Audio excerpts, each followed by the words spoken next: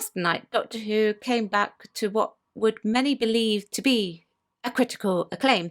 News reports were singing the show's praises. We all thought that it was going to be amazing, but alas, it was a mere mediocre attempt, in my opinion, of something that was once called Doctor Who, that is now filled with woke, pushy messaging that brings the show down and brings everyone else down with it. Then the ratings for the overnights dropped, and it was not what people were expecting. Well, it was what some people were expecting. Hello and welcome back to Chat About It, Don't Shout About It with me, Rachel, the Queen of the Woke, as crowned by one of my haters. Don't forget to like, share, subscribe to the channel, switch on the notification bell so that you know I am releasing another video. Thank you to everyone who's joined me already. I cannot run this channel without you. Thank you to everyone who watched the short earlier as well. My videos haven't been doing as well as they could be expected to, so everyone who watched that, thank you. I really appreciate that. So I just referred to the short. Now I'm going to talk about that short. That was made an hour after TV Zone had announced an unofficial rating for the overnight score for Doctor Who. Now, just as a precursor for people who say that terrestrial viewing is no longer matters because everyone relies on streaming, that may be the case where you're from. However, in the UK, terrestrial viewing is a very strong indicator of how a story or an episode of something is going to perform. You can generally predict a rough estimate of what's going to be the consolidation figures in the 7 days. Not everyone has access to the BBC iPlayer. Some people prefer also to have terrestrial viewing only, and therefore the BBC can use that as well to gauge whether or not people are interested to watch at the time a certain show drops. And I'm just saying that to make it perfectly clear. It has to be taken into consideration with shows like Doctor Who. Now, I reported the figure as 2 million for the overnight score earlier. That was unofficial, and as it was only one news outlet, I decided that I was going to wait to see what the other news outlets were going to say. However, now most of them seem to be going with the score of 2 million. So I will let you know if those change. Now, I cannot get the overnight ratings from the Barb. I can only get the weekly score from the Barb. They are very protective over their figures. So I will have the Barb weekly consolidation for the Robot Revolution next week when they release those. I have two different figures for you here on the screen. They're not very variant in the amount of difference, and like I said, I will let you know if anything changes.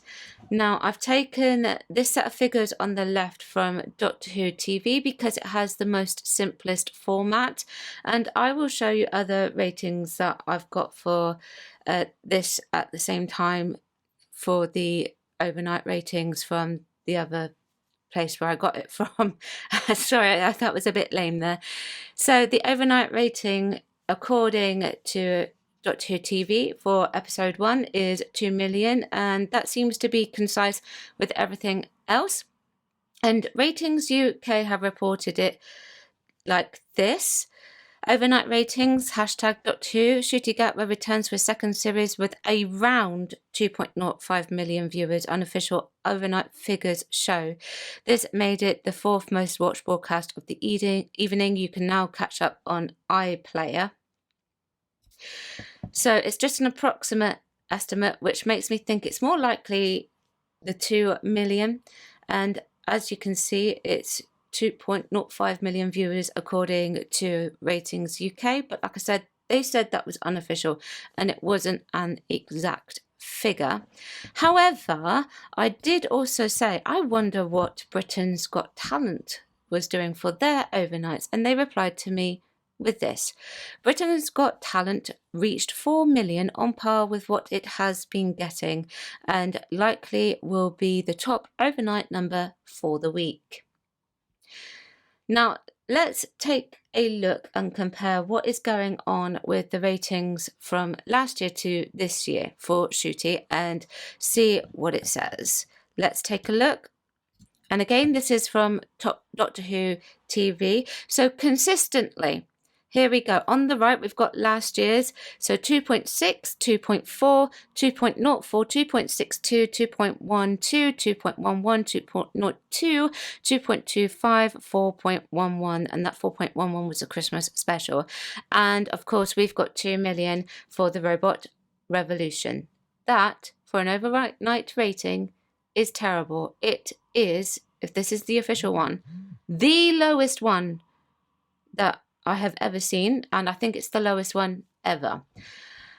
However, it will really start to compare itself next week when we get the overnights for the next story. This is just the first story, so it could change and it could get better or it could get worse.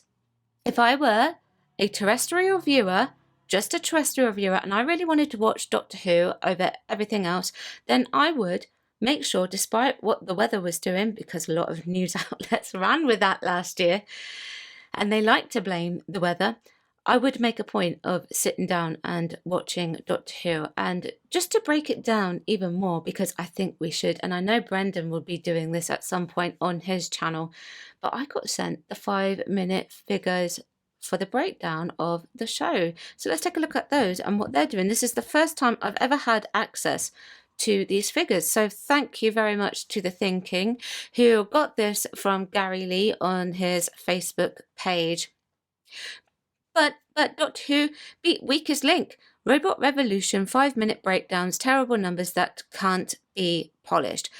919,000 turned off straight after the Gladiators ended at 1845, and a further 329,000 tuned out by the episode lowest point halfway through into the episode, with only 103,000 returning to see the episode spunk sucked by a comedy Dyson climax. Okay, that's an interesting analysis. Okay, so there you've got the ratings for Gladiators. They are consistently over the 2 million, and they go over to the 3 million. And obviously there are people coming in to watch Doctor Who to see what Doctor Who's going to do. However, Doctor Who, 1850, 2.24 million, 1855, 2.15 million, 1900 hours, 2.12 million, 1905 is 2.1 million, 1910 is 1.95 million, 1915 1.91 million, 1920 1.93 million, 1925 1.79 million, and 1930 is 2.03 million. So yes, it falls below the 2 million mark. And then as the Weakest Link is coming on, people are obviously coming back on to watch for another program that's going to be starting, like the Weakest Link, or another channel to start with a certain programming. They start switching back on. The 15th Doctor's series overnight ratings is consistently around the 2 million mark for people watching. If you want this to be doing really well, then what you need to be doing is staying above its consistent 2 million mark. However, it doesn't. The most pointed moment is the fact that I think people switched off when he started crying. There's also an indicator to tell you exactly what is going on with the show, what people are receiving reasonably well versus what they are not. The Gladiators was consistently above 2 million, and it went over 3 at one point, and the Weakest Link was consistently over the 1 million mark and had a slight drop, but it did go back up and it climbed steadily. Doctor Who spent 25 minutes of its story under the 2 million mark, so read into that what you will. And that was before it climbed back up again. Now, let's take a look at Flix Patrol. Flix Patrol is the closest thing that I can get to getting any scoring for Disney Plus for Doctor Who until the Nielsen ratings come out in a month. So we will have a better picture then And I will be seeing my friend on a live stream later. I'm not sure if this is going to be going out before the live stream or after the live stream, but because she's in America and she watches on Disney Plus, she has, I think, some kind of access to some Disney Plus chart or something like that. So she knows a bit more about what it's doing. However, this is the closest that I can get. So let's have a look. So on the 12th of April, the top one was Good American Family. Then there's Daredevil, Born Again, High Potential, Grey's Anatomy, The Simpsons, Modern Family, Bluey, Malcolm in the Middle, Dying for, oh, that's raunchy, Desperate Housewives. And then on the 13th, because I have access to 2 days, Good American Family is number 1 again, Grey's Anatomy, Daredevil, High Potential, The Simpsons, Modern Family, Bluey, Malcolm in the Middle, Desperate Housewife, and Dying for that raunchy stuff. Haha. Okay, so as you can see, that's a very interesting thing. That was the worldwide score, and I would just pull up this one. I have this one for the 12th, which is the top 10 in the United States, and I think this was movies actually, so maybe I've got the wrong one here.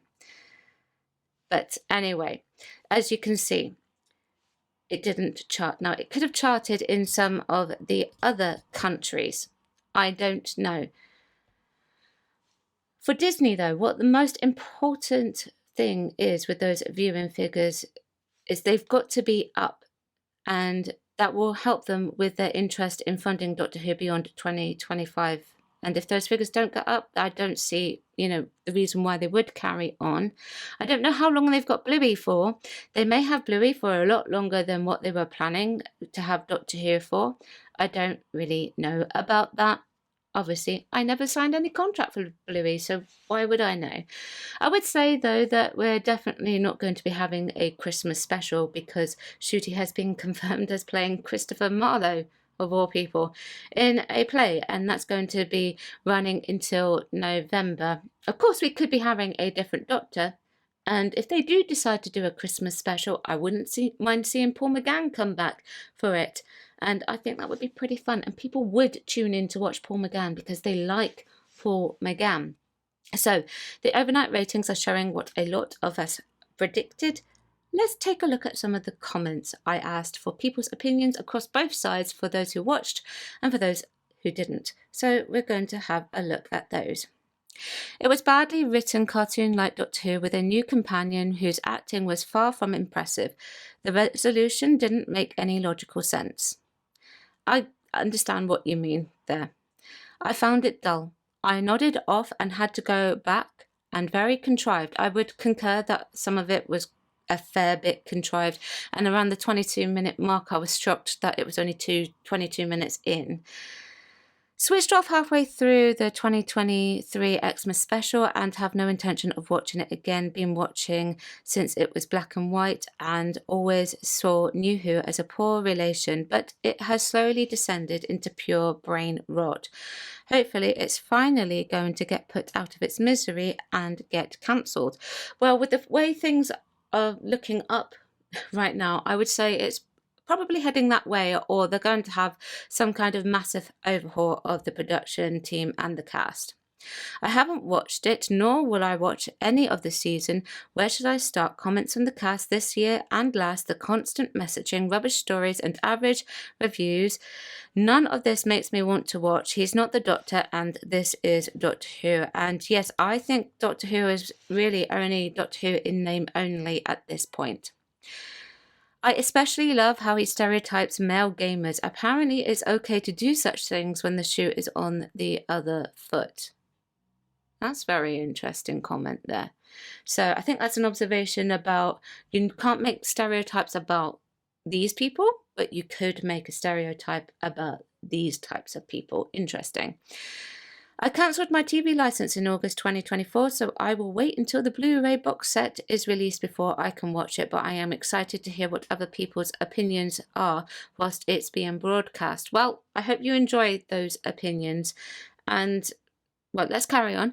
I felt it was unspeakably muddled and I hated the robot designs, and son of a bleep, the Doctor cried again. Please let Disney have Doctor Who completely, because one thing they say they intend to do is get get rid of RTD. Well, Dalekzilla, I think he's probably already gone, so I don't think you need to worry about that.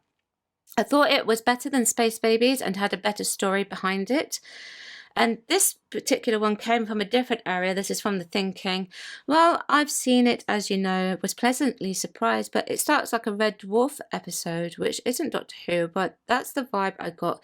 Goes into Disney territory next. Then about 36 minutes in, it goes back to form with Ncuti doing his usual OTT acting and babes, etc.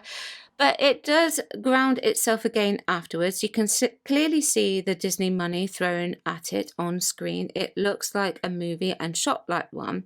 There are too many Star Wars tropes littered throughout as some kind of homage, which distracts from it being Doctor Who. Even has one character dressed like a Jedi, FFS. A good opener, I'd give it 7 out of 10, which I wasn't expecting, I have to be honest. Definitely better than Space Babies, but the 45-minute length doesn't give the episode time to breathe and grow. I would concur this story had such massive potential to be bigger than what we got. I would agree with that. You could have easily gone into such a massive realm of other things.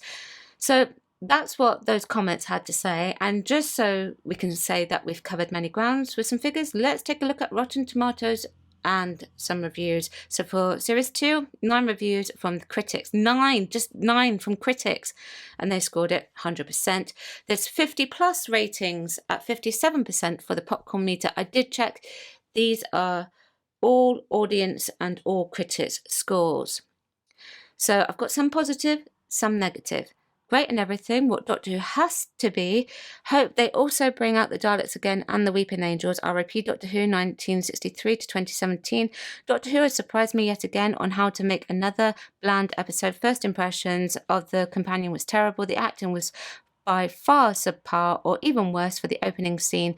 The Doctor seems to be the same emotional wreck and to be shown acting towards the dead with no sympathy but laughter. I would agree with that. I didn't like that.